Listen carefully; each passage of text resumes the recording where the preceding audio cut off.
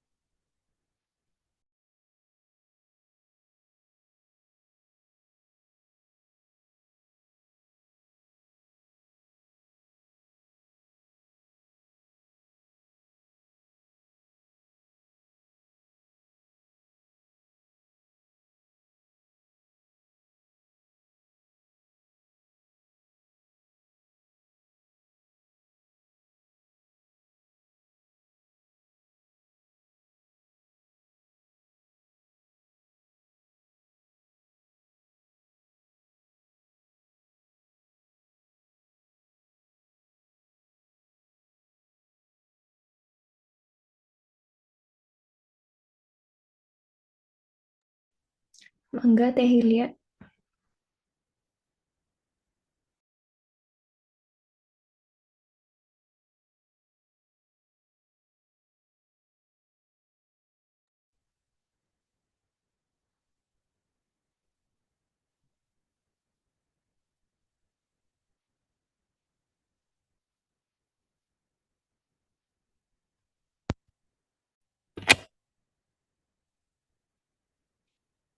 Assalamualaikum warahmatullahi wabarakatuh.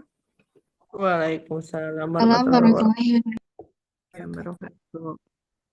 Selamat pagi menjelang siang Bapak Ibu semua. Yang terhormat Bapak dosen pengampu mata kuliah Bapak Dr. Haji Atep Sujana MPD, dan serta teman-teman semua yang saya cintai. Semoga kita semua senantiasa dalam keadaan sehat dan dapat mengikuti perkuliahan online hari ini dengan baik.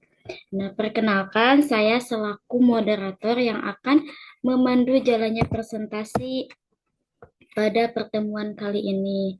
Pada kesempatan kali ini, kelompok pemateri akan mempresentasikan materi yang berjudul berpikir linear dan lateral. Untuk mempersingkat waktu, saya persilahkan kepada Teh Syarful Rahmawati untuk memaparkan presentasi.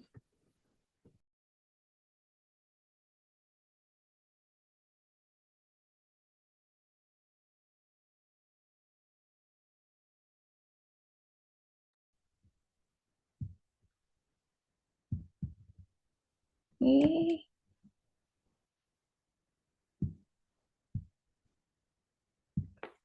Baik, terima kasih kepada moderator. Apakah suara saya terdengar? Terdengar. Dengan Cak. Terdengar Teh. Eh, Perkenalkan, nama saya Syariful Rahmawati. Saya akan menjelaskan bagian dari landasan konseptual.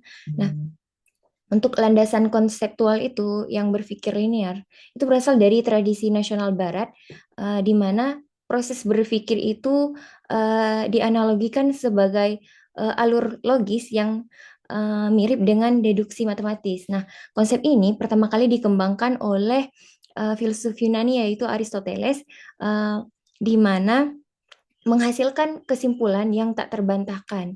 Nah, adapun secara filosofisnya, berpikir linear itu mencerminkan epistemologi eh, positivisme yang menekankan pengamatan empiris dan inferensi logis untuk membangun pengetahuan yang stabil dan prediktif.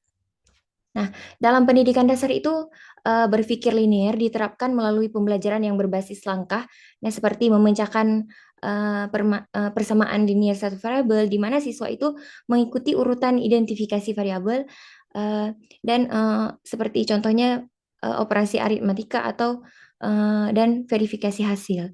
Nah, dalam pendekatan ini siswa itu dibantu dengan membangun disiplin mental dan pemahaman konseptual yang kuat. Nah, tetapi dapat membatasi fleksibilitas jika tidak dikombinasikan dengan elemen-elemen kreatif, karena cenderung mengarah pada rigiditas dan pemecahan masalah rutin.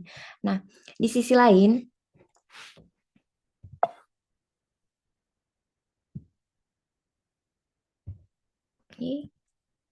nah, di sisi lain, berpikir satunya lagi yaitu berpikir lateral, di mana itu dipopulerkan oleh Howard de Boon pada tahun 1967 melalui buku The Use of Lateral Thinking yang mendefinisikan sebagai proses berpikir yang sengaja menghindari pola vertikal atau linear untuk mengeksplorasi kemungkinan baru melalui provokasi dan asosiasi.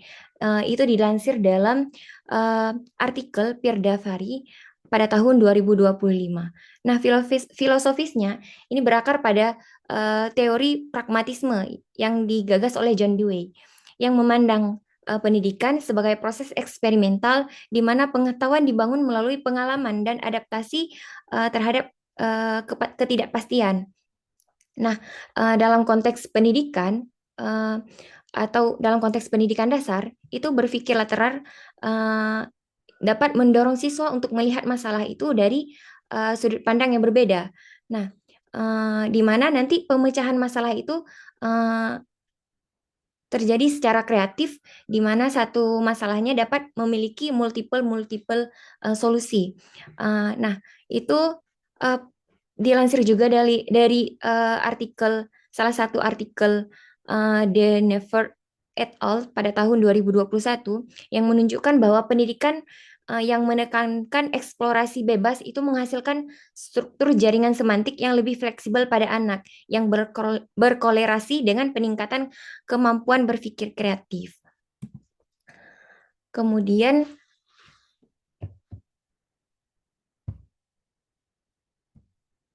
untuk struktur berpikir linear itu terdiri dari komponen sekuensial yang terstruktur, di mana yang pertama itu adanya identifikasi masalah, di mana siswa itu mendefinisikan masalah dan mendefinisikan isu secara jelas. Kemudian dilanjutkan dengan pengumpulan data yang melibatkan observasi dan fakta.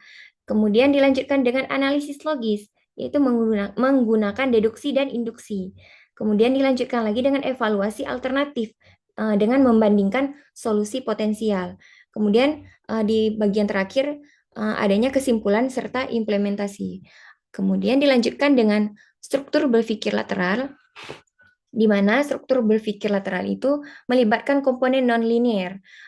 Yang pertama itu ada provokasi, di mana ide acak digunakan untuk pemikiran baru. Itu maksudnya kalau dalam pendidikan dasar, contohnya itu guru seperti memancing siswa bertanya, kemudian bagaimana, misalnya contohnya seperti bagaimana kalau manusia bisa belajar sambil terbang gitu. Itu si anak itu mulai berimajinasi. Nah, dari imajinasi tersebut, guru bisa mengarahkan ide-ide tentang cara belajar yang menyenangkan, kemudian media belajarnya, kemudian lingkungannya belajar. Kemudian dalam pendidikan dasar juga, provokasi ini dapat membantu anak menjadi lebih berani berpendapat gitu. Kemudian tidak takut salah, kemudian dia pun terbiasa melihat pembelajaran dari sudut pandang baru gitu.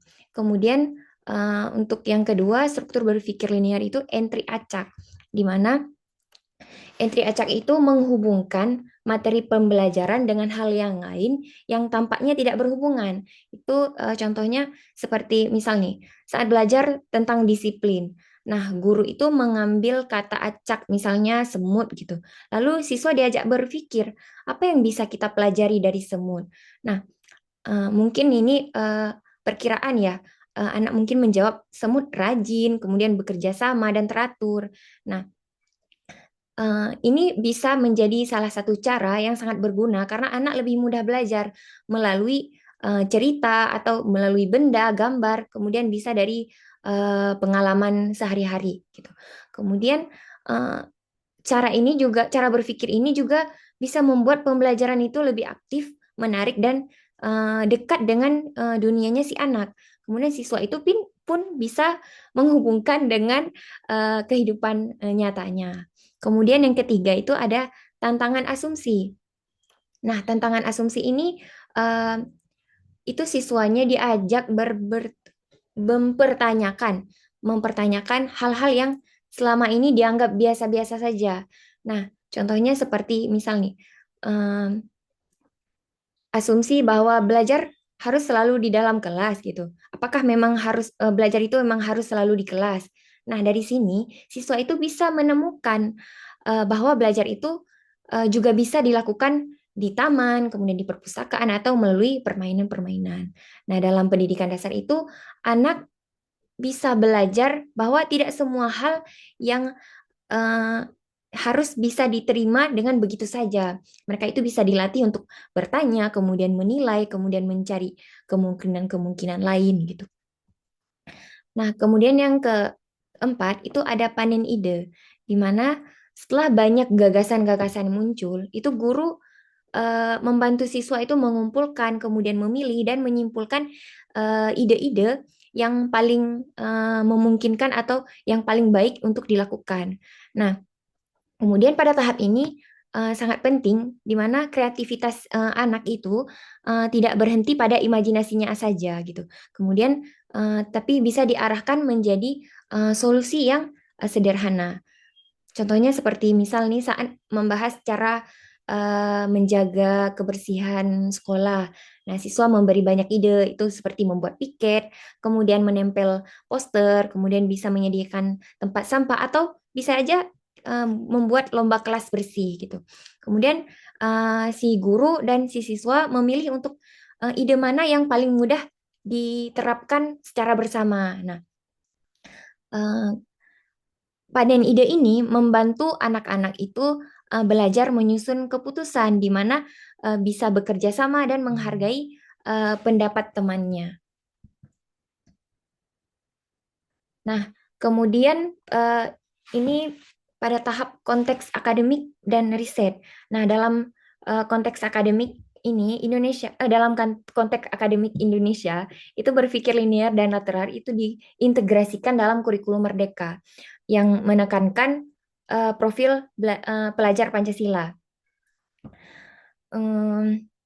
Dengan elemen-elemen berpikir seperti berpikir kreatif dan kritis sebagai dimensi utama untuk membangun higher order thinking skill di mana siswa itu bisa terbantu dengan berpikir kritis dan kreatif. Kemudian pada konteks analisis artikel ilmiah itu diransel dari indeks Scopus menunjukkan bahwa berpikir lateral itu dapat meningkatkan kreativitas siswa melalui pendekatan seperti matematika, lateral thinking problems dengan dimensi divergen atau generasi ide multiple. Kemudian dilanjutkan dengan tingkatan berpikir linear. Kepada moderator, saya kembalikan. Baik, terima kasih kepada Teh Caca yang sudah memaparkan presentasinya. Sekarang lanjut kepada Bu Ikna. Mangga dipersilahkan. Baik, terima kasih. Sebelumnya saya mau cek suara saya apakah terdengar atau berisik. Terdengar teh. Dengar teh. Terima kasih. Baik, teman-teman, ibu bapak semuanya. Kali ini saya akan menjelaskan mengenai tingkatan berpikir linear. Yang dimana tingkatan berpikir ini diusung dari taksonomi Bloom. Kita mulai dari yang paling dasar sampai yang paling tinggi. Tingkatan yang pertama adalah mengingat. Nah, mengingat adalah merupakan kemampuan untuk menghafal atau mengingat kembali suatu fakta, rumus, atau informasi yang telah dipelajari sebelumnya. Contohnya kita bisa eh apa misalnya kita suka memberi contoh soal ke anak misalkan sebutkan nama-nama pahlawan nasional Indonesia. Nah, itu kan merupakan jawaban yang harus membutuhkan kemampuan berpikir mengingat gitu ya. Kemudian di tingkat yang kedua adalah memahami.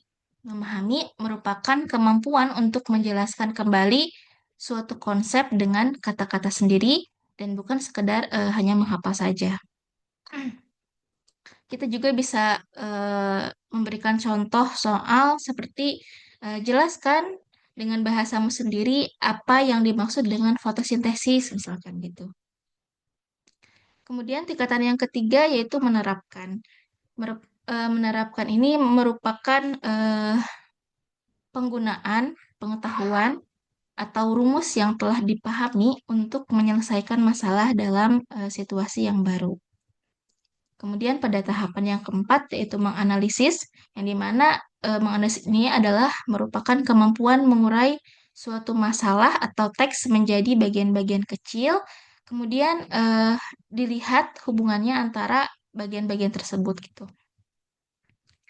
Kemudian pada tingkat yang terakhir merupakan mengevaluasi, yaitu kemampuan menilai atau memilih solusi yang paling tepat berdasarkan pertimbangan logis dan kriteria tertentu. Untuk slide selanjutnya, Teh.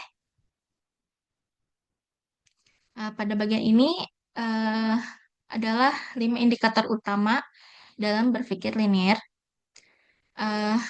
Setelah memahami berpikir linier, tingkatan berpikir linier, kita juga perlu mengetahui indikatornya gitu ya. Indikator-indikator ini tuh bukan dibuat sembarangan, tetapi ketiganya ini berasal dari para ahli yang diakui oleh dunia. Pertama dari Robert Sternberg, merupakan eh, ahli gitu ya, yang mengusung mengenai teori berpikir analitis. Kemudian dari Guildford juga yang mengusung mengenai konsep berpikir konvergen. Kemudian taksonomi Bloom yang mengusung kerangka berpikir yang sistematis. Nah, ini adalah 5 indikator terlampir gitu ya. Yang pertama adalah logis dan rasional. Logis dan rasional ini merupakan berpikir berdasarkan nalar dan fakta, bukan perasaan atau intuisi semata.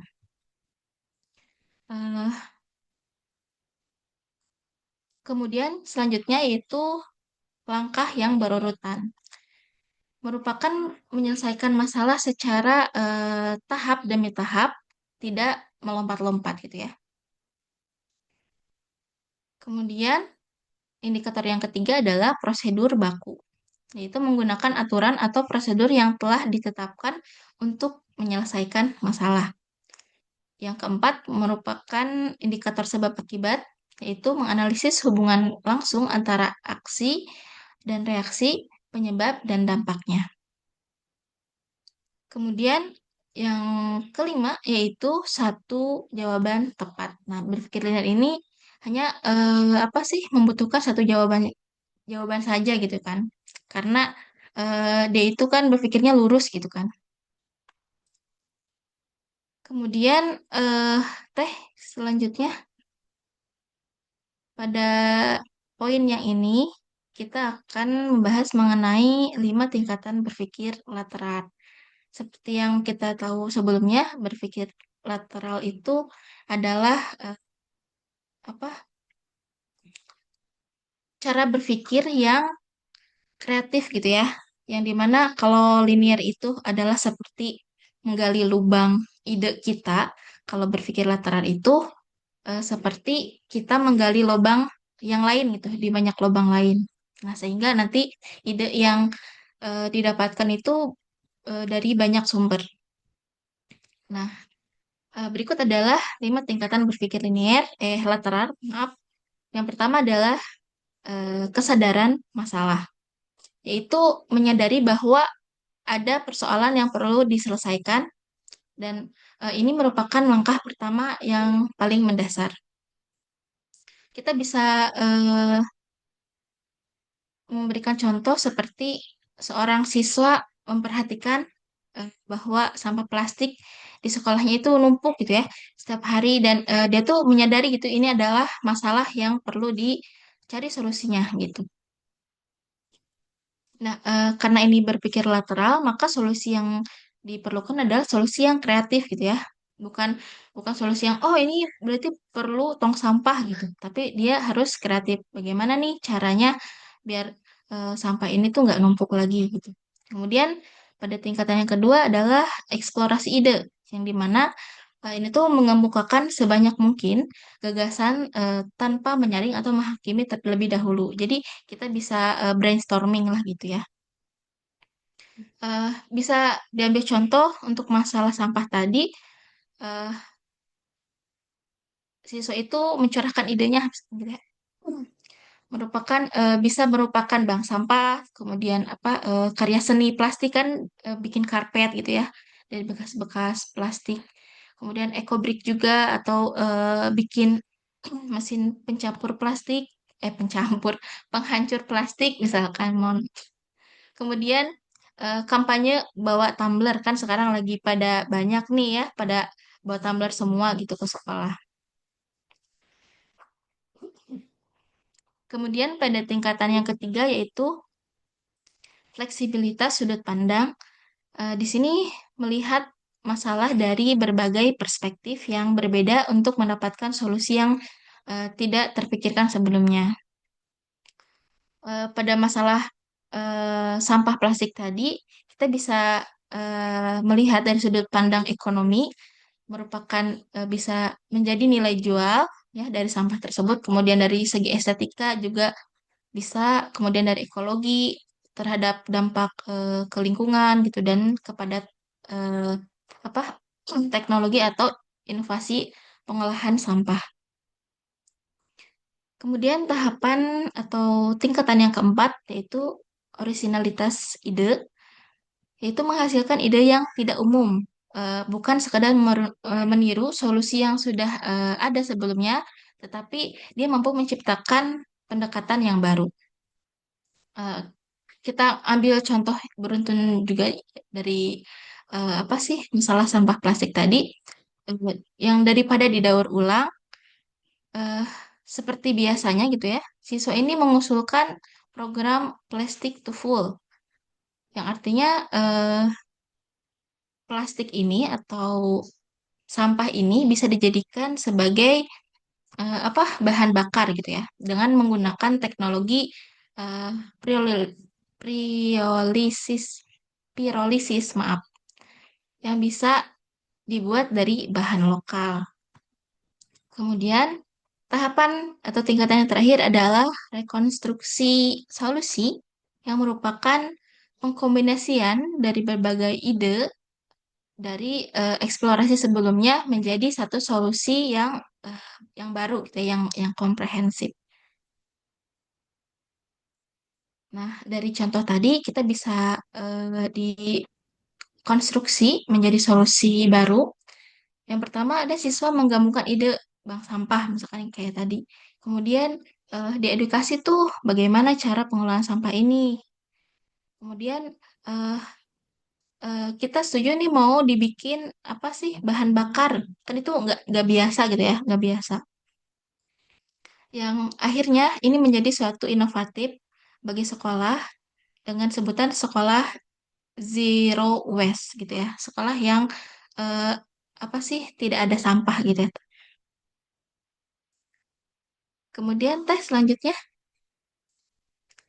Nah, pada bagian ini merupakan 6 indikator berpikir lateral. Kalau tadi berpikir linear itu ada 5 dan indikator berpikir lateral itu ada 6. Eh, berpikir indikator berpikir lateral ini juga diusung dari 3 pondasi teori utama yang saling melengkapi. Ya, yang kita kenal berpikir lateral itu dari Edward de Bono ya, yang dimana beliau itu mengusung mengenai teori berpikir lateral, lateral, maaf, yang eh, menghasilkan kemungkinan baru gitu ya. Dan ini tuh Edward de Bono itu eh, dasar indikatornya banyak alternatif, keluar dari pola umum dan analogi yang unik.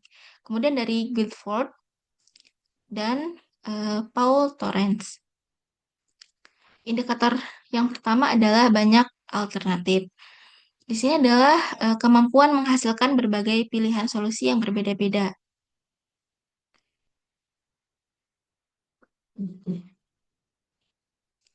Kemudian yang kedua yaitu divergent dan fleksibel, yang dimana berpikir ke berbagai arah tanpa terikat gitu ya, atau tanpa batasan dan aturan yang kaku. Kemudian indikator yang ketiga adalah keluar pola umum, yaitu berani mendobrak cara berpikir konvensional dan mencoba pendekatan yang tidak lazim. Nah, saya apa sih namanya teh? Saya nonton suatu podcast yang eh, menjelaskan mengenai berpikir lateral ini. Nah, di podcast itu tuh ada membahas mengenai eh, suatu industri teknologi gitu ya, yang berpikir secara lateral. Kita di sana itu mengambil contoh dari Apple, yang dimana semua perusahaan industri yang lain itu apa sih menggunakan kamera depan sebagai apa sih kebaruan gitu ya, dan ternyata jika dilihat oleh sudut pandang Apple itu ternyata itu mengganggu, maka Apple tuh membuat inovasi baru yang kita masih ada kamera depan tapi ternyata bisa bisa dibikin jadi indah gitu ya, dibikin island apa island poni gitu ya, kayak gitu. Dan itu merupakan eh, keluar gitu dari pola umum yang dimana yang lain menggunakan kamera depan, eh, sedangkan si Apple ini membuat inovasi yang baru gitu ya, dan menjadikan dia tuh berbeda dari yang lain. Seperti itu analoginya. Itu apa sih materi yang saya tangkap dari podcast tersebut gitu ya. Contohnya. Kemudian pada indikator yang keempat yaitu analogi unik. Nah, menggunakan asosiasi yang tidak biasa dan tidak terduga untuk memecahkan masalah.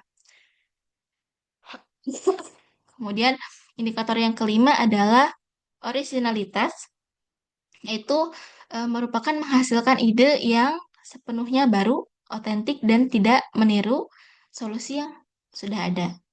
Kemudian eksplorasi, yaitu tahapan yang indikator yang keempat, mendorong kuat untuk terus menjelajahi kemungkinan baru, tidak cepat puas dengan satu solusi saja. Kemudian tes selanjutnya. Nah, pada bagian ini merupakan cara mengevaluasi dari kedua jenis berpikir. Tujuan evaluasi linear ini adalah menilai ketepatan proses dan hasil, karena ada satu jawaban yang optimal. Instrumen ini harus mencerminkan hal tersebut gitu ya. Maka pada evaluasi berpikir linear ini merupakan tes pilihan ganda yang beralasan. Misalnya siswa memilih jawaban benar dan wajib memberikan alasan logis. Eh, Mana pernyataan yang paling benar tentang hukum Newton kedua? Misalkan, jelaskan alasanmu. Nah, itu kan tes pilihan berganda yang beralasan, itu harus dikasih kejelasan. Kemudian soal uraian terstruktur, di mana siswa diminta menyelesaikan masalah dengan menunjukkan setiap langkah penyelesaian. Dan ini cocok untuk matematika, IPA gitu ya. Terus sejarah. Nah, kita bisa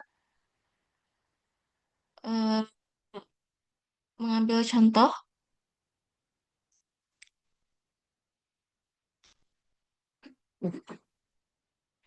misalkan seperti ini. Eh, Bacalah sebuah cerita pendek yang telah dipelajari di kelas, misalkan. Terus sebutkan tokoh utamanya dalam cerita tersebut, gitu kan, seperti itu. Kemudian contoh contoh alat berpikir linear ini juga bisa pada studi kasus dengan satu solusi yang optimal. Merupakan diberikan skenario masalah yang nyata dan siswa harus menemukan satu solusi terbaik berdasarkan analisis yang logis ya.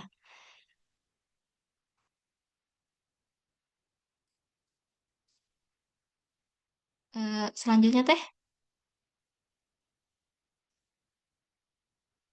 Nah, ini merupakan alat evaluasi berpikir lateral atau alat ukurnya. Kita bisa melihat lebih jauh beda ya dari yang tadi, karena ini diukur eh, dari keragaman atau keunikan ide si siswa tersebut. Dan di sini itu tidak ada satu jawaban yang benar. Kemudian kriteria penilaian lateral ini menggunakan tiga dimensi dari Torrance. Pertama dari kelancaran atau fluency. Di sini berdasarkan banyak ide yang dapat dihasilkan dalam waktu tertentu. Semakin banyak ide maka akan semakin baik. Kemudian yang kedua adalah keluasan atau flexibility, merupakan seberapa beragamnya kategori atau sudut pandang dari ide-ide yang dihasilkan. Kemudian ada keaslian atau originality, yaitu seberapa unik dan jarang ide tersebut dibandingkan dengan kelompok lain.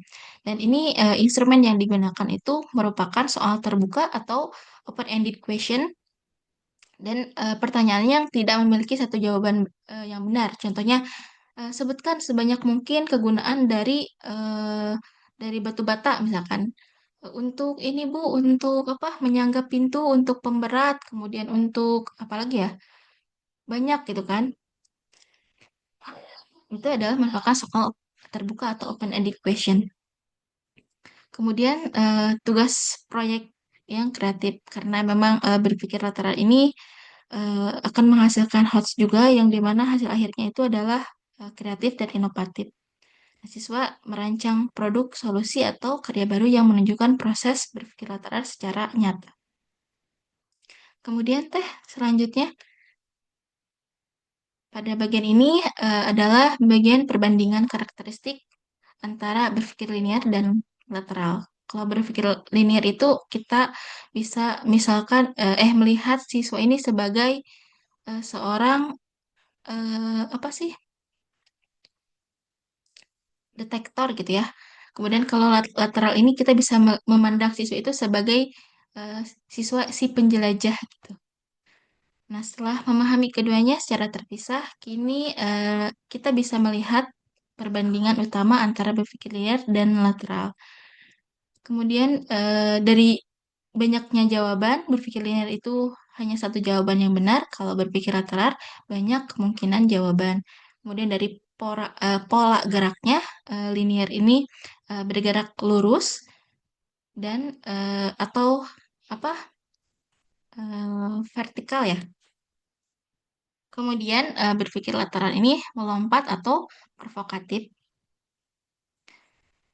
Kemudian dilihat dari landasannya, linear ini berdasarkan aturan yang ada, sedangkan lateral itu menantang asumsi dasar.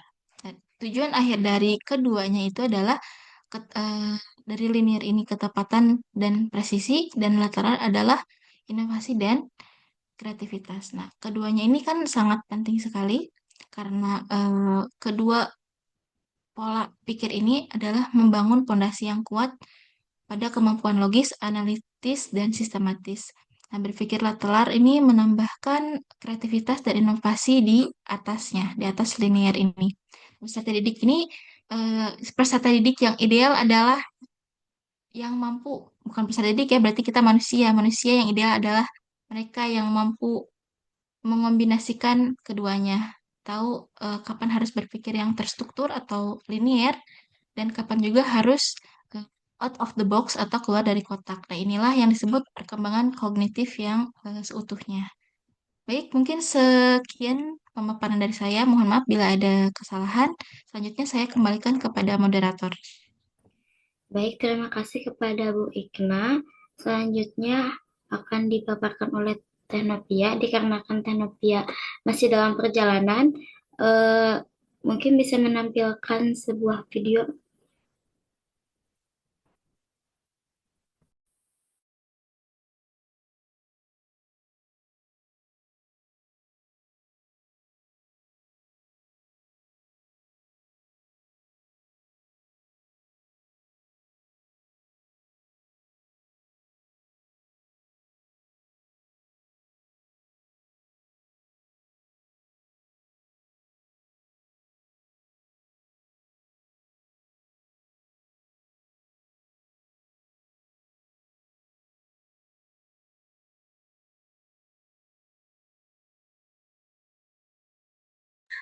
hambatan internal yaitu dari siswanya dan juga tantangan ataupun hambatan eksternal yaitu dari guru, sekolah, dan juga sistem.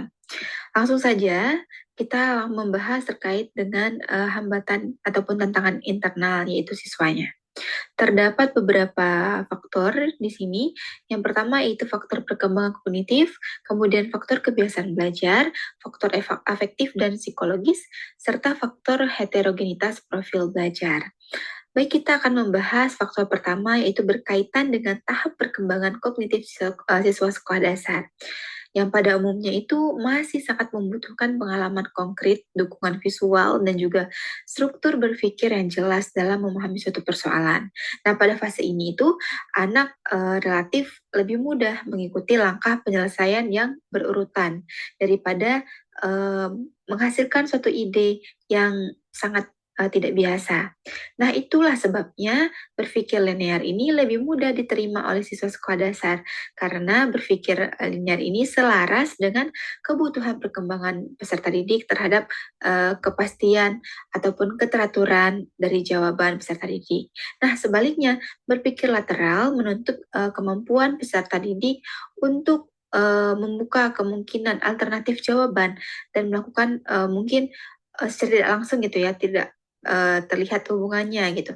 Sehingga masih banyak anak itu kemampuannya itu belum muncul secara stabil tanpa adanya scaffolding yang tepat. Nah, kondisi seperti ini itu tidak berarti bahwasanya anak sekolah dasar tidak dapat dilatih berpikir lateralnya, tetapi menunjukkan bahwasanya pengembangan itu harus dirancang secara bertahap, kontekstual, dan juga sesuai dengan kesiapan kognitif peserta didik. Nah, di sini jika guru langsung menuntut gitu ya, tanpa adanya dukungan memadai, nah bisa menyebabkan siswa justru dapat mengalami kebingungan, kecemasan, bahkan mengalami penolakan terhadap tugas yang tidak dianggap memiliki jawaban yang pasti. Nah, jadi dengan demikian hambatan internal pada level kognitif terutama terletak pada ketidaksesuaian antara tuntutan strategi pembelajaran lateral dan kesiapan perkembangan berpikir anak apabila pembelajaran itu tidak disiapkan secara pedagogis dengan baik oleh guru. Baik, selanjutnya yaitu hambatan internal kedua yang berhubungan dengan kebiasaan belajar siswa yang telah lama dibentuk oleh kultur satu jawaban yang benar. Nah, ketika siswa itu terbiasa ya Bapak Ibu menerima penghargaan hanya saat mampu menghasilkan jawaban yang sesuai dengan ekspektasi guru, nah maka anak-anak itu cenderung mengembangkan pola pikir yang konvergen dan menghindari adanya eksplorasi yang ternyata jawaban itu banyak macamnya gitu loh. Jadi mereka menganggap bahwa alternatif jawaban itu beresiko salah. Nah, dalam keadaan seperti ini, Bapak Ibu, keberanian intelektual anak untuk mengusulkan jawaban atau bahkan mempertanyakan kerangka soal itu menjadi melemah karena anak belajar bahwasanya lebih enak nih mengambil titik aman gitu loh. Karena anak-anak menganggap bahwa keselamatan akademik itu terletak pada kepatuhan, bukan pada keberanian untuk berpikir. Nah, kecenderungan ini berdampak pada terhambatnya perkembangan indikator kreatif peserta didik, di mana itu dapat tumbuh dalam lingkungan yang memberikan keberagaman respon. Ketika anak itu sebenarnya memiliki banyak gagasan mungkin di otaknya ya Bapak Ibu.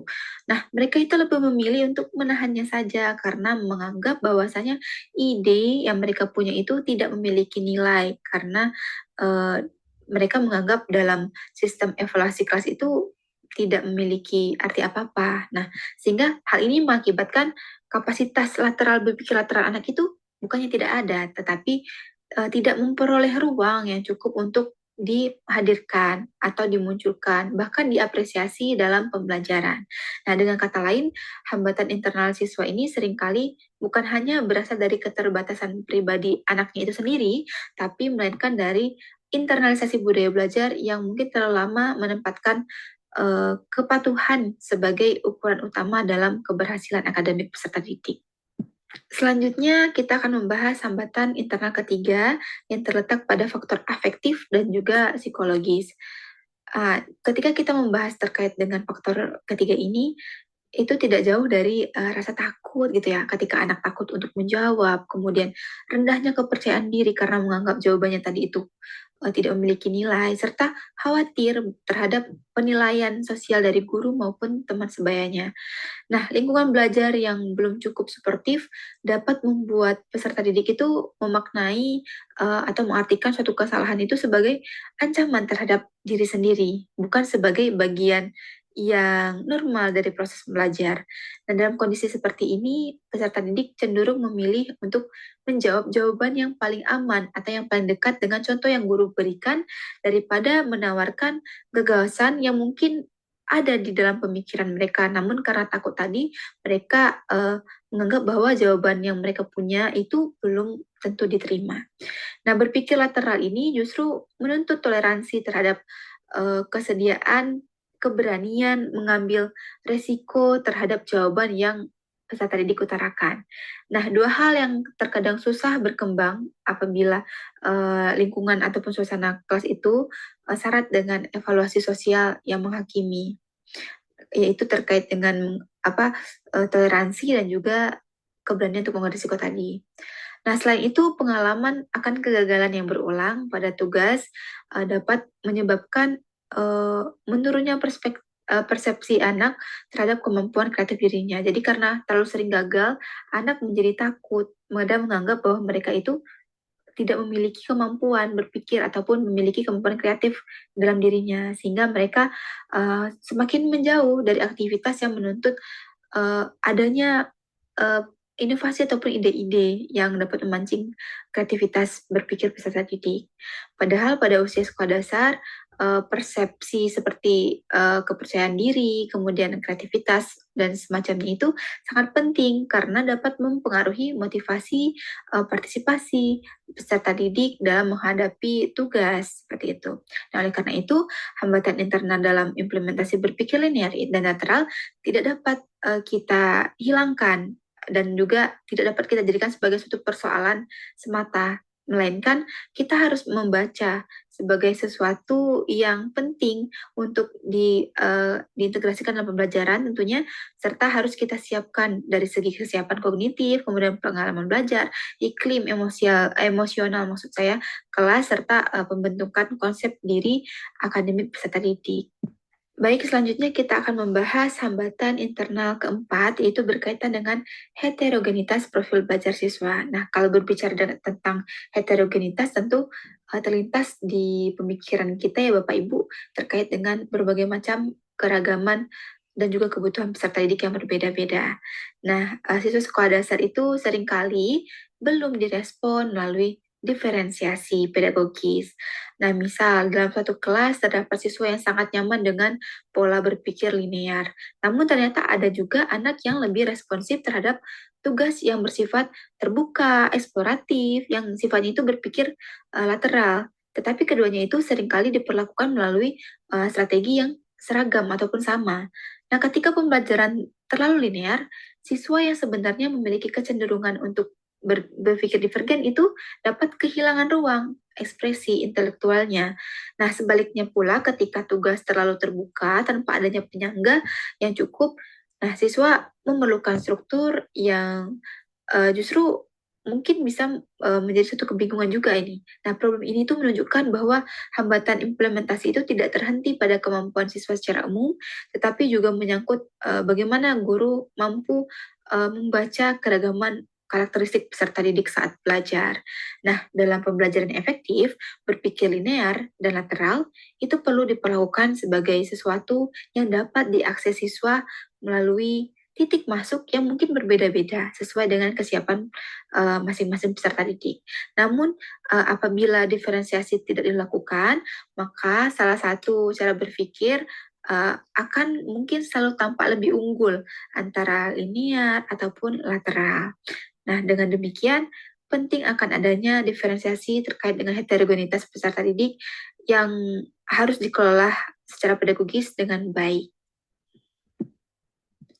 Baik ya Bapak Ibu, selanjutnya kita akan membahas terkait dengan hambatan eksternal meliputi guru, sekolah, dan juga sistem.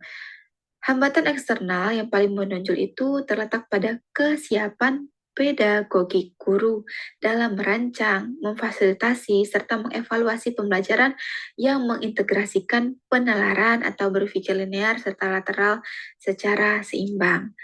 Nah, masih banyak sekali ya Bapak Ibu guru sekolah dasar yang masih terbiasa gitu ya, terbiasa dengan pendekatan prosedural yang bersifat ceramah, kemudian kurang adanya respon yang memancing mesti mulus anak untuk dapat berpikir secara lateral gitu. Jadi karena sudah terlanjur lama dan terbiasa ini menjadi suatu tradisi yang dominan dalam pendidikan dasar. Nah, kondisi seperti ini tuh strategi yang menuntut permasalahan menjadi lebih rumit gitu loh dan sulit untuk dikendalikan.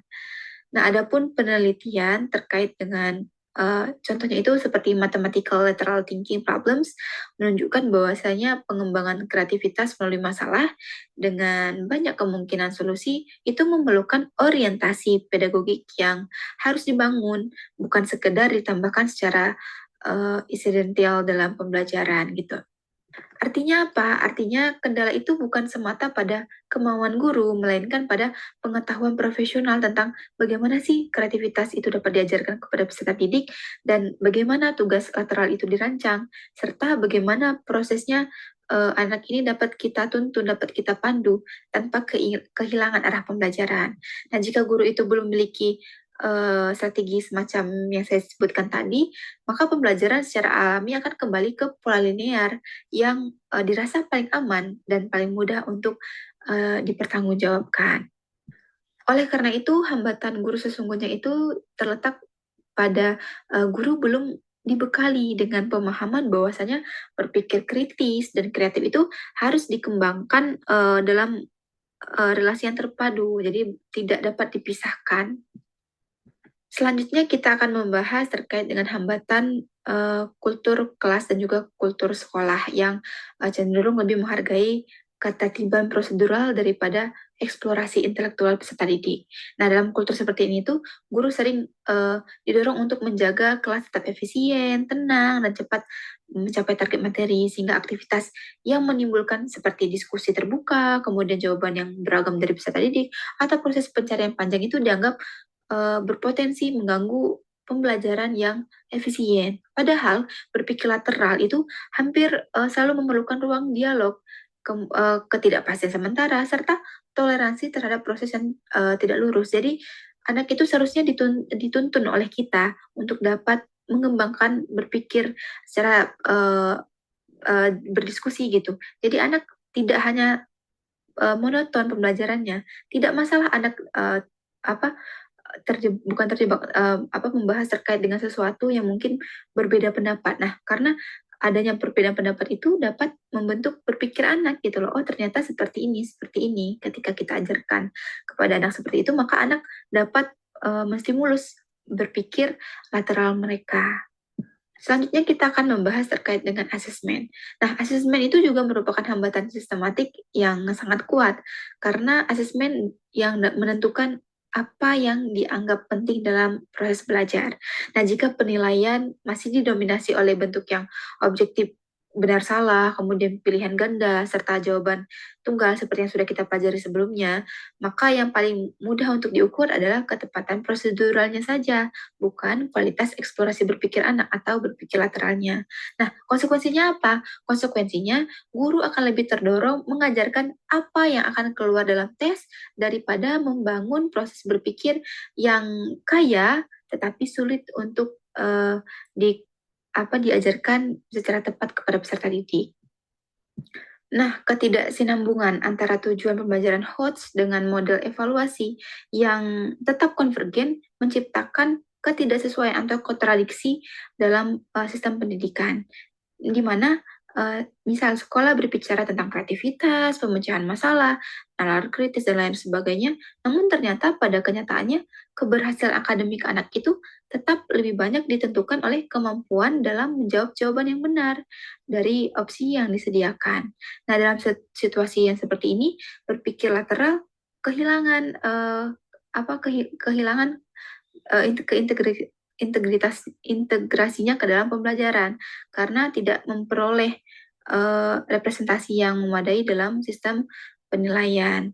Maka selama asesmen diperlukan penilaian yang tidak hanya membahas tentang nilai saja dari segi kognitifnya, tapi juga menilai proses, kemudian bagaimana argumentasi peserta didik, kemudian bagaimana anak dapat mencari alternatif solusi, kemudian dapat menghasilkan ide. Nah, pembelajaran lateral akan terus berada di luar, bahkan di pinggir atau bahkan di luar praktik kelas, meskipun secara diskursif itu selalu dipuji sebagai suatu selalu di kuar-kuar gitu ya, sebagai keterampilan abad 21 gitu. Nah, idealnya alangkah baiknya asesmen yang diterapkan itu tidak hanya berkaitan dengan kognitif nilai siswa saja, tetapi berkaitan juga dengan proses pembelajaran peserta didik itu sendiri. Nah, yang terakhir yaitu hambatan eksternal yang berkaitan dengan keterbatasan waktu belajar.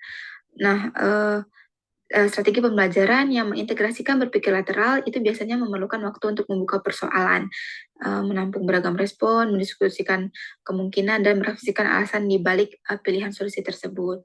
Nah, dalam kelas yang besar, proses tersebut menjadi semakin kompleks karena guru harus menjaga partisipasi, kedalaman diskusi, serta ketertiban kelas secara serempak. Karena alasan efisiensi, maka guru akhirnya lebih memilih strategi yang langsung saja mengarah pada jawaban, mudah untuk jelaskan, dan cepat selesai gitu, daripada harus menjelaskan bagaimana mengarahkan anak untuk dapat menemukan jawaban gitu. Nah, jadi dengan demikian persoalan integrasi berpikir linear dan lateral itu sangat terkait dengan bagaimana cara kerja guru di sekolah, bukan hanya tentang kompetensi individualnya saja. Nah, jadi selama kondisi guru itu belum cukup mendukung pembelajaran yang efektif dan eksploratif, maka model pembelajaran berpikir linear akan terus menjadi pilihan yang paling tepat dianggap paling tepat karena paling paling gampang untuk dilaksanakan tanpa adanya tekanan waktu tadi. Seperti itu Bapak Ibu.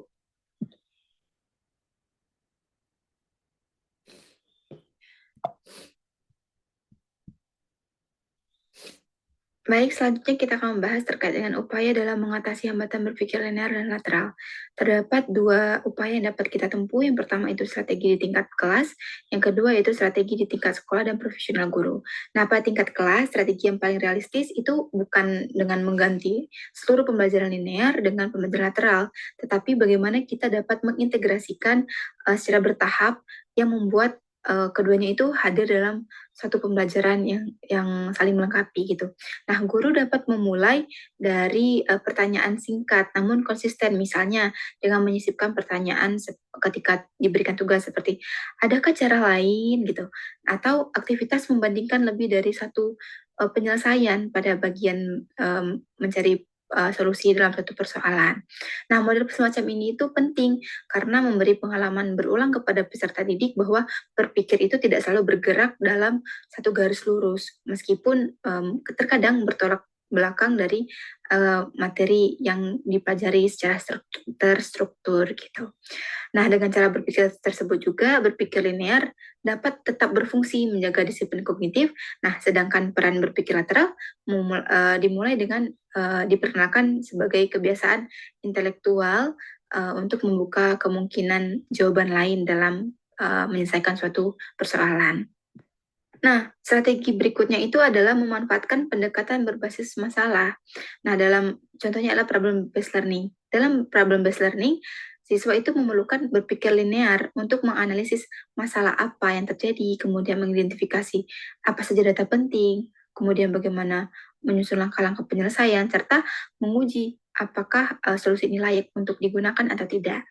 Nah, pada saat yang sama, peserta didik juga membutuhkan berpikir lateral untuk menghasilkan alternatif jawaban.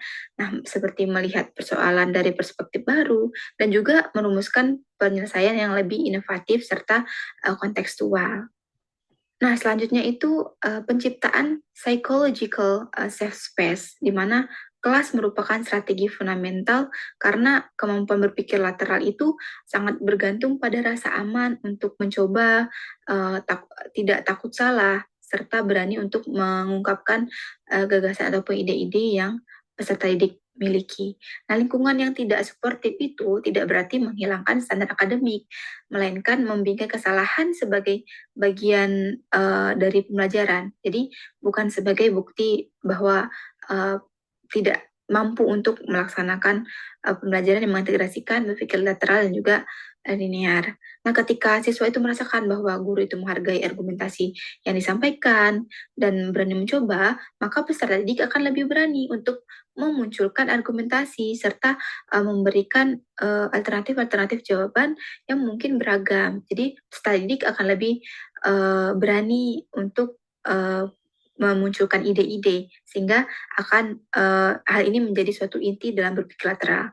Nah, sebaliknya bila respon guru itu lebih banyak berisi koreksi daripada umpan balik yang mengarahkan peserta didik, maka siswa itu lebih cenderung untuk memusatkan pada cara menghindari kesalahan saja gitu. Jadi cari aman saja gitu karena takut dijudge gitu. Nah, jadi dalam konteks ini praktik umpan balik itu sangat efektif dalam menumbuhkan berpikir linear maupun lateral peserta didik agar keduanya itu tetap seimbang. Nah, dari segi asesmen juga, asesmen kelas itu perlu digeser ibaratnya, digeser dari orientasi hasil belajar saja itu menuju penilaian yang bersifat autentik berpikir siswa terkait dengan proses berpikirnya. Nah, jadi guru dapat menggunakan rubrik yang menilai ketepatan logika, kemudian kejelasan alasan, kemudian jumlah alternatif jawaban, kebaruan ide, dan kemampuan dalam mencari ataupun perbaiki solusi berdasarkan masukan-masukan yang diberikan oleh peserta didik yang beragam. Nah, adapun instrumen yang dapat digunakan yaitu seperti portofolio, kemudian jurnal refleksi peserta didik, kemudian presentasi proses, serta dokumentasi terkait dengan perkembangan ide yang lebih menekankan bahwasanya penilaian itu tidak hanya berkaitan dengan kognitif peserta didik saja. Baik, selanjutnya strategi di tingkat sekolah dan profesional guru.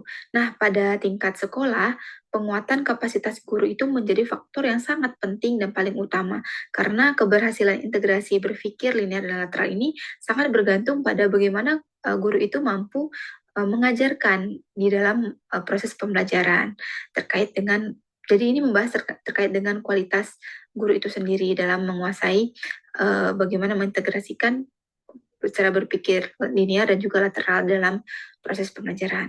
Nah, jadi pelatihan guru itu tidak hanya sebatas pelatihan sosialisasi konsep soal yang hot saja.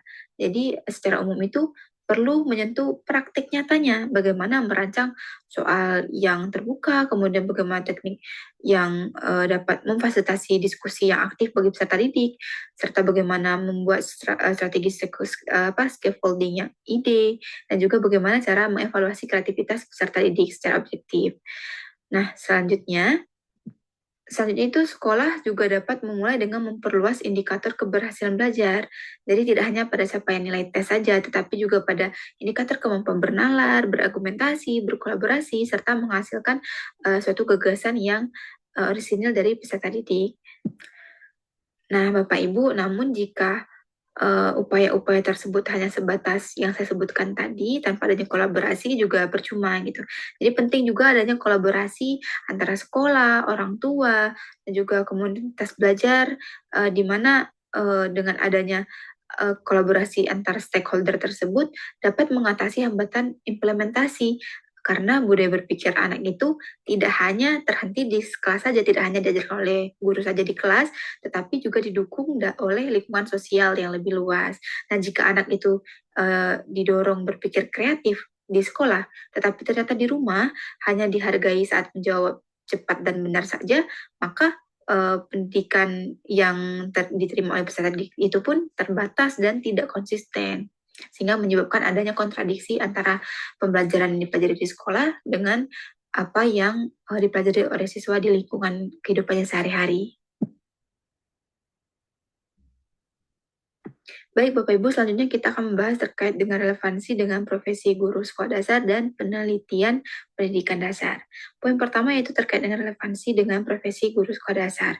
Nah, bagi profesi guru sekolah dasar, integrasi berpikir linear dan juga lateral memiliki relevansi yang sangat mendasar karena berkaitan langsung dengan transformasi peran guru dari penyampaian materi utama menjadi perancang pengalaman yang bermakna atau sifatnya itu sebagai fasilitator saja. Guru SD itu tidak cukup hanya mengajarkan siswanya bagaimana mengikuti langkah-langkah penyelesaian yang benar, tetapi juga perlu membimbing peserta didik dalam memahami apa sih alasan dibalik langkah tersebut diambil, serta kemungkinan alternatif yang mungkin lebih cocok dan juga lebih kreatif dari peserta didik. Nah, dalam perspektif ini, berpikir linear memberi fondasi pada keteraturan nalar dan juga disiplin konseptual peserta didik. Nah, sedangkan berpikir lateral itu memperkaya pembelajaran dengan lebih fleksibel dan juga lebih mendalam karena adanya rasa ingin tahu serta adanya keberanian intelektual. Nah, keseimbangan antara keduanya ini sangat sejalan dengan profil pelajar Pancasila, khususnya dimensi bernalar kritis dan juga kreatif yang harus ditumbuhkan sejak jenjang tingkat sekolah dasar.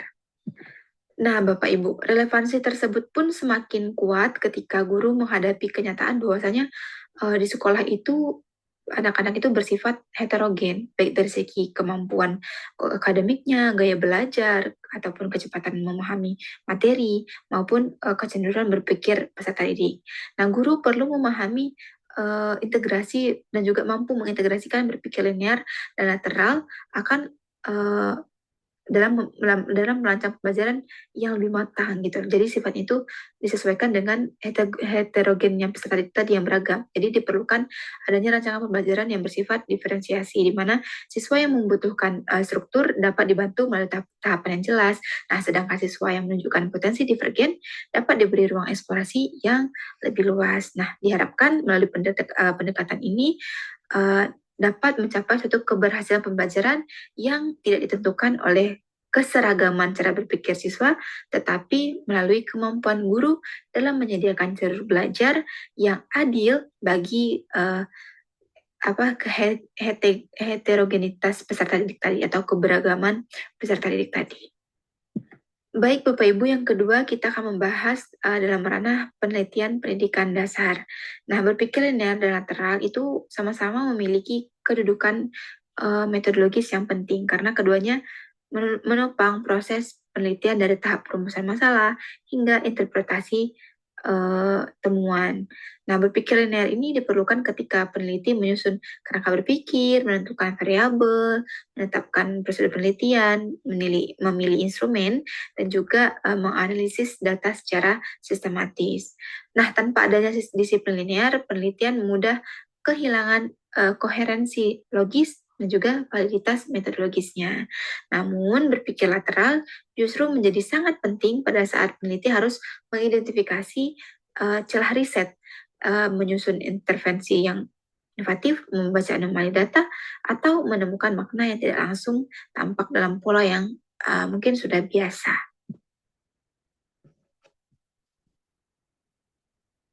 Baik Bapak Ibu, itulah penjelasan dari kelompok kami terkait dengan materi berpikir linear dan berpikir lateral. Izinkan saya untuk menyampaikan core ataupun inti dari pembelajaran kita pada hari ini. Kreativitas dan inovasi adalah kunci kesuksesan. Segala hal yang besar itu dimulai dari satu ide yang kecil. Oleh karena itu, sebagai calon pendidik yang baik, kita harus mampu menstimulasi peserta didik untuk dapat menyampaikan ide ataupun gagasan yang mereka miliki. Baik, terima kasih atas perhatiannya Bapak Ibu sekalian. Selanjutnya saya kembalikan kepada moderator.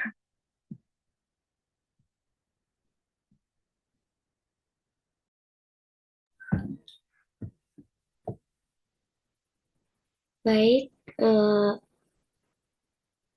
materi sedikit demi sedikit sudah tersampaikan. Mungkin sekarang akan membahas tentang modul ajar.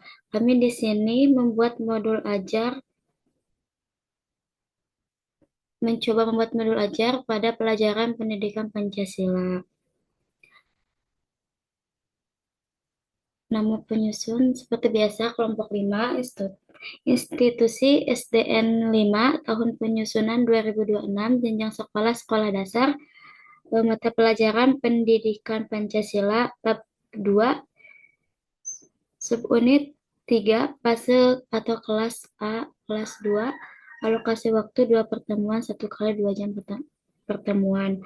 Mode pembelajaran tatap muka. Kemudian ada kompetensi awal, yaitu mendeskripsikan aturan yang ada di rumah dan di sekolah.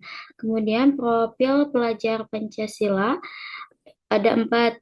Yang pertama, beriman bertakwa kepada Tuhan Yang Maha Esa dan berakhlak mulia. Kemudian yang kedua, bergotong royong. Ketiga, bernalar kritis. Yang keempat, mandiri. Kemudian ada capaian pembelajaran. Peserta didik dapat menyampaikan pendapatnya di kelas sesuai dengan tingkat berpikir dan konteksnya. Ia mau mendengarkan ketika temannya berbicara dan membuat kesepakatan sederhana di kelas dengan bimbingan sesuai dengan tingkat berpikir dan konteksnya, dengan bimbingan guru. Dan di sini ada tujuan pembelajaran. Yang pertama, mengidentifikasi pengertian dan tujuan musyawarah secara runtut melalui kegiatan membaca dan menjawab pertanyaan dengan benar. Kemudian ada menyebutkan langkah-langkah musyawarah secara urut sesuai dengan aturan yang berlaku di kelas atau lingkungan sekitar. Kemudian ada menunjukkan sikap yang tepat dalam musyawarah, seperti mendengarkan pendapat teman, tidak menyela, dan menerima hasil keputusan bersama. Kemudian yang keempat ada mengemukakan pendapat secara percaya diri dengan alasan sederhana dalam kegiatan diskusi kelompok. Kemudian ada mengajukan pertanyaan atau ide alternatif ketika terjadi perbedaan pendapat dalam diskusi. Kemudian ada menciptakan contoh kegiatan musyawarah sederhana secara kreatif melalui kegiatan bermain peran bersama kelompok. Ada juga menunjukkan sikap gotong royong dan bertanggung jawab dalam menyelesaikan tugas kelompok hingga tuntas. Di sini ada alur tujuan pembelajaran. Yang pertama, memahami konsep dasar, menganalisis dan menerapkan, ada juga mengembangkan dan menciptakan sarana dan prasarana. Di sini ada sumber belajarnya, kemudian ada juga alat dan bahan ajar seperti laptop, infocus, dan lain-lainnya. Kemudian di sini mengambil model pembelajaran yaitu model Radek dengan pendekatan cooperative learning. Metodenya itu diskusi, tanya jawab, penugasan, dan permainan interaktif. Ada juga pemahaman bermakna, yaitu meningkatkan kemampuan siswa dalam menyampaikan pendapat, menghargai jika sedang ada yang berbicara, dan dapat membuat kesepakatan sederhana. Nah, di sini ada pertanyaan pemantik yang akan diberikan. Yang pertama, apa yang sedang dilakukan anak-anak pada gambar atau video tersebut? Kemudian, pernahkah kalian melakukan musyawarah di kelas atau di rumah? Yang ketiga, mengapa kita perlu bermusyawarah? Yang keempat, siapa saja yang boleh menyampaikan pendapat saat musyawarah dan lain sebagainya. Kemudian di sini ada kegiatan pembelajaran. Ada pra pembelajaran. Yang pertama itu read atau membaca. Fokusnya berpikir linear, sistematis, dan runtun. Yang pertama itu peserta didik membaca teks atau menonton video tentang musyawarah. Di sana ada linknya. Kemudian peserta didik mengamati contoh kegiatan musyawarah di kelas atau lingkungan sekitar. Yang ketiga, guru mengarahkan siswa memahami pengertian dan tujuan musyawarah secara berurutan. Kemudian ada answer atau pertanyaan. Peserta didik menjawab pertanyaan mengenai bahan ajar yang sudah diberikan. Peserta didik menuliskan jawaban dalam LKPD yang telah disediakan. Kemudian ada pendahuluan. Yang pertama, guru memberi salam, menyapa siswa, dan menanyakan kabar. Kemudian peserta didik dan guru berdoa dipimpin oleh salah satu siswa, biasanya oleh ketua kelas. Kemudian guru memastikan setiap peserta didik siap secara fisik dan psikis sebelum pembelajaran dimulai, mengecek kelengkapan belajar, posisi tempat duduk. Kemudian keempat, guru mengecek kehadiran siswa. Kelima, peserta didik bersama guru menyanyikan lagu Garuda Pancasila. Seluruh siswa berdiri sebagai rasa cinta tanah air dan meningkatkan rasa nasionalisme. Kemudian yang keenam, peserta didik menyuarakan yel-yel kelas dan tepuk semangat untuk memberikan semangat dan memberikan motivasi untuk semangat belajar sebelum pembelajaran dimulai. Kemudian yang ketujuh, peserta didik dan guru menyepakati aturan yang akan dilaksanakan selama proses pembelajaran berlangsung. Kemudian guru melakukan apersepsi dengan memberikan pertanyaan pemantik tentang materi yang akan dipelajari. Apa kegiatan dalam foto atau video, terus apa kalian pernah musyawarah dan lain sebagainya. Kemudian ada juga peserta didik menyimak mengenai tujuan dan materi apa yang akan mereka pelajari. Kemudian peserta didik menyimak penjelasan guru tentang manfaat dari pembelajaran yang akan dilakukan hari ini dan harapan yang ingin dicapai setelah proses pembelajaran. Kemudian peserta didik menyimak penjelasan guru mengenai tahapan pembelajaran hari ini. Kemudian ada juga kegiatan inti. Yang pertama, peserta didik dibagi ke dalam beberapa kelompok yang sudah ditentukan dan guru menyampaikan tujuannya. Kemudian ada diskus atau diskusi, peserta didik diminta untuk berdiskusi mengenai bahan pembelajaran apa saja yang sudah didapatkan sebelumnya. Kemudian peserta didik diminta menjelaskan kegiatan yang ada dalam bacaan atau video yang telah dibacanya atau ditontonnya pada anggota kelompok lainnya. Kemudian peserta didik diberikan LKPD 2 untuk dikerjakan bersama. Kemudian setiap anggota kelompok diminta untuk mengambil satu persatu contoh-contoh bentuk perilaku kemudian didiskusikan dengan kelompoknya. Setelah didiskusikan, contoh kegiatan dipilih ditempel pada LKPD yang telah disediakan dengan waktu yang ditentukan. Kemudian peserta didik dapat menyebutkan sikap yang harus dilakukan saat musyawarah melalui diskusi yang dilakukan. Ada juga expand, yaitu mempresentasikan. Setiap kelompok mempresentasikan hasil diskusi yang telah dilakukan. Kemudian setiap peserta didik secara bergantian menunjukkan satu contoh bentuk perilaku yang didapatkannya, kemudian menjelaskannya di depan kelas. Peserta didik juga diingatkan untuk menyimak dengan baik saat temannya mempresentasikan. Ya. Terus ada create atau menciptakan. Setiap kelompok diberikan kesempatan untuk memilih salah satu contoh kegiatan musyawarah. Setiap kelompok diberikan LKPD 3, peserta didik diarahkan untuk membuat sebuah kegiatan yang merupakan salah satu kegiatan musyawarah. Setiap kelompok menentukan perannya masing-masing dalam kegiatan bermain peran yang akan dilakukan. Kemudian setiap peserta didik memainkan perannya di depan kelas agar semua anggota kelompok terlibat aktif dalam kegiatan. Setiap peserta didik dapat mengapresiasi setiap kelompok yang melakukan kegiatan bermain peran.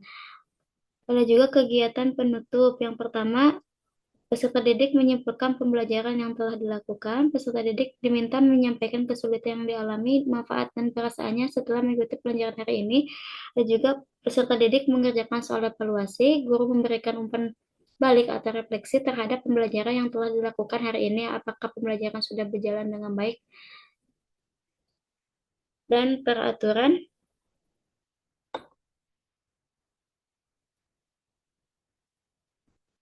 Lanjut teh.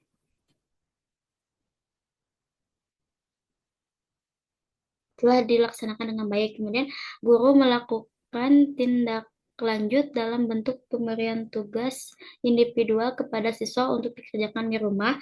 Peserta didik diberitahukan secara pembelajaran berikutnya. Peserta didik beserta guru bersama berdoa sebelum mengakhiri pembelajaran.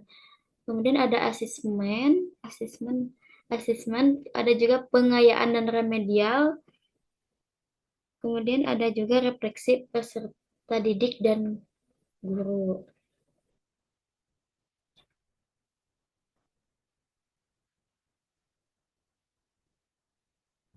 Lanjut teh. Nah, ini adalah bahan bacaan yang diberikan kepada siswa. Kemudian ada asesmen, penilaian sikap, observasi profil pelajar Pancasila, ada rubrik penilaian sikap seperti itu.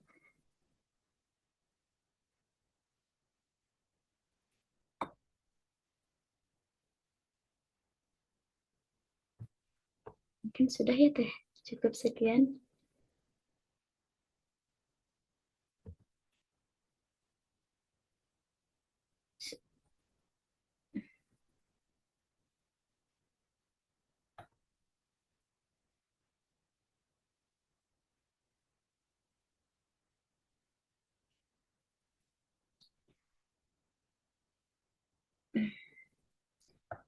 Untuk sekarang sesi diskusi apa gimana ya? Dibuka dulu aja sesi diskusi, Teh. Oh baik. Eh, untuk selanjutnya yaitu dilanjutkan kepada sesi diskusi. Bagi yang ingin menambahkan atau bertanya, mangga dipersilahkan.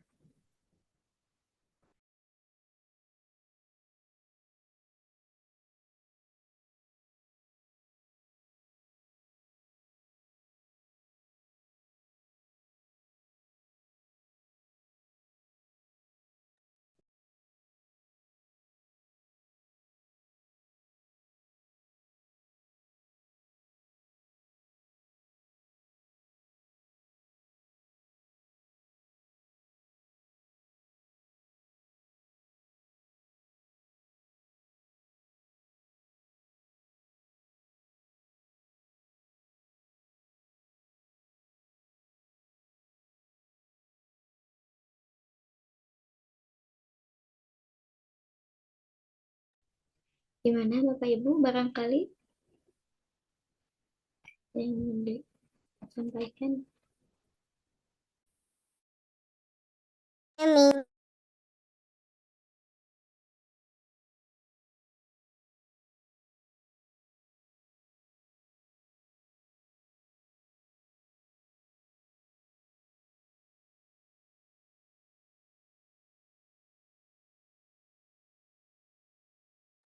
Sepertinya tidak ada ya Bu. Ya aja deh, Teh, yang bertanya. Mangga Bu. Tadi mengenai apa namanya tuh eh, berpikir linier ya. Nah, di dalam konteks pendidikan modern itu yang menuntut kemampuan siswa untuk berpikir kompleks. Apakah pendekatan berpikir linier ini masih cukup untuk memecahkan masalah yang nyata yang bersifat multidimensional? Eh, ya, seperti itu pertanyaannya.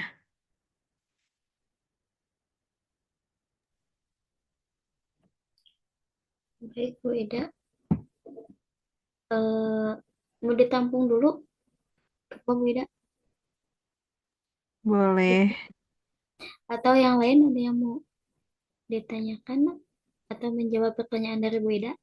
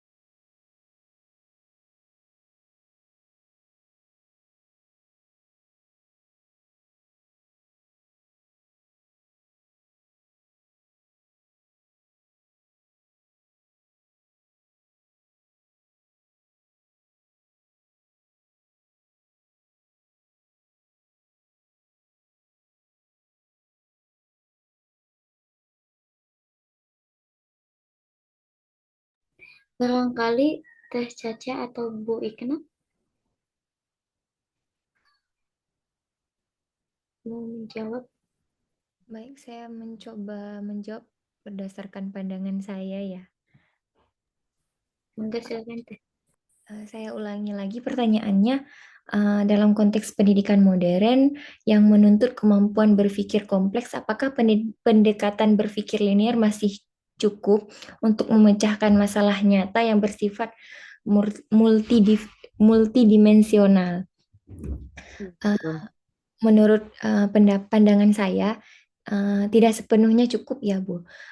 Di mana pendekatan berpikir linear ini masih berguna untuk masalah yang jelas, kemudian terstruktur dan punya hubungan sebab akibat yang relatif sederhana. Misalnya seperti mengikuti prosedur eksperimen, kemudian menyusun langkah pemecahan soal matematika, atau memahami urutan-urutan peristiwa dalam sejarah. Nah, uh, kalau dalam pendidikan cara ini tetap penting karena melatih ketertiban berpikir atau terstruktur gitu. Dan kemampuan menyusun argumen yang runtut. Namun kalau dalam masalah nyata yang multidimensional biasanya tidak berjalan secara lurus gitu. Masalah seperti ketimpangan pendidikan atau perubahan iklim atau kesehatan mental siswa. Itu saja sih yang bisa saya jelaskan. Mungkin ada tambahan dari Teh Ikna atau dari Teh Hilya.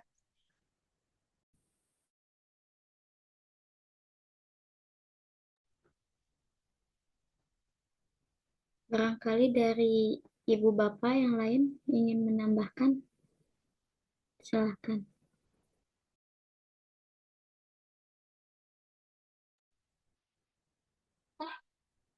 Saya ingin sedikit menambahkan dari jawaban Teh Caca.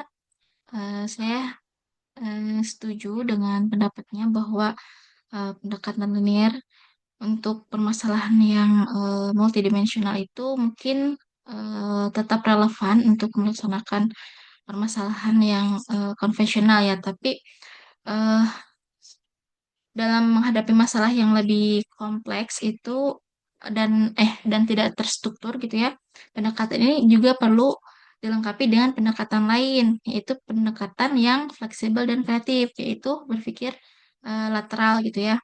Dan perlu bentar, ini ada yang nelfon. Bentar, saya sadar.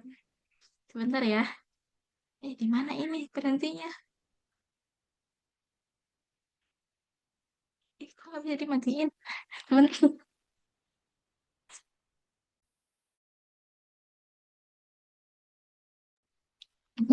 Maaf. Ya, jadi intinya saya setuju dengan Teh Caca.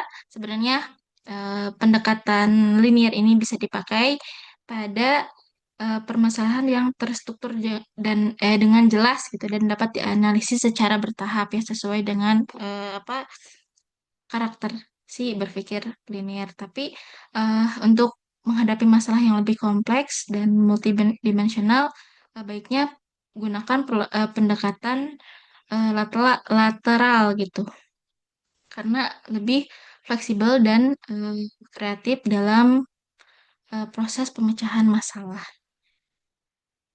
Baik, mungkin seperti itu. Terima kasih. Baik, Teh Ikna, terima kasih. Mana Bu Ida, apakah sudah cukup atau belum? Ya, cukup. Terima kasih. Terima kasih kembali. Ada lagi Ibu Bapak yang lain? Sudah saja. Ada Teh Sarah. Ya, paling sedikit nambahin aja dari yang jawaban Caca sama Teh Ikna, bukan bertanya. Mangga Teh Sarah. Wah, Sarah setuju gitu dengan jawaban dari Caca. Untuk yang berpikir linear ini kurang tepat gitu ya diterapkan apabila pemecahan masalahnya multidimensi karena kalau misalnya kita lihat dari proses berpikir linear ini berurutan gitu ya, fokus pada urutan kerja. Misalnya pada saat kita mau memberikan tugas untuk menanam dan menyiram tanaman, kan misalnya pada saat pembelajaran IPA menanam biji gitu kan, biji kacang hijau jadi apa? Jadi toge. Nah, kan itu kan anak-anak beli, anak-anak disuruh nanam, itu kan udah ada arahannya. Nah, sedangkan kalau multidimensi ini siswa harus berpikir luas. Nah, misalnya apakah toge itu bisa dimasak nantinya dan sebagainya gitu. Jadi di situ ada ide kreatif dari anaknya. Jadi menurut saya kurang tepat untuk berpikir linear gitu, Bu. Terima kasih. Baik, terserah. Terima kasih. Ada lagi, Ibu?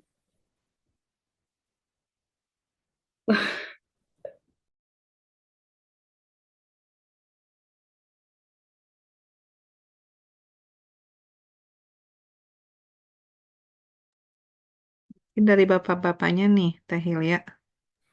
Mangga, Bapak-bapak, Kang Ada Pak Amiril, Ginanjar, Pak Amiril, Pak Andi. Pak Andi, Pak Ginan. Nuju Kalian narundutan. ngimaman buat bapak-bapak mah ben. Kalian narundutan. Manawi. Pak Ginanjar. Jangan Manawi 100 aja ya. Kagok, Bu. Pak Ginan, Pak Dek. Naon, Ari bisa naon, adan, kabi teh. cenah paginan mah bade Bisa adan. naon, kabi teh itu. Naros atau Nabi menambahkan yang tadi? Cekap lah, Teh Abi mah. Baik, terima kasih.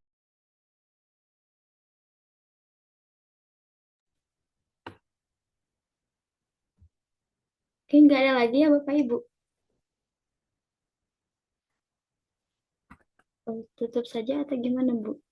Tidak. Sudah ya, mungkin ditutup saja. Sudah jam 12 juga, Teh. Baik, terima kasih semuanya. Kami pamit undur diri. Mohon maaf bila ada kata atau perbuatan yang kurang berkenan. Wabillahi taufik wal hidayah. Wassalamualaikum warahmatullahi wabarakatuh. Salam. Waalaikumsalam Waalaikumsalam warahmatullahi wabarakatuh. Terima kasih. Izin foto Terima dulu kasih. semuanya. Foto dulu. Boleh. Ya. Pak, kamera aja suruh. Ya.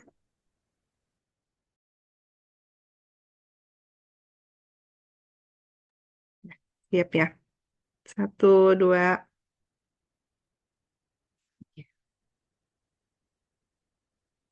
Udah ya, makasih semuanya.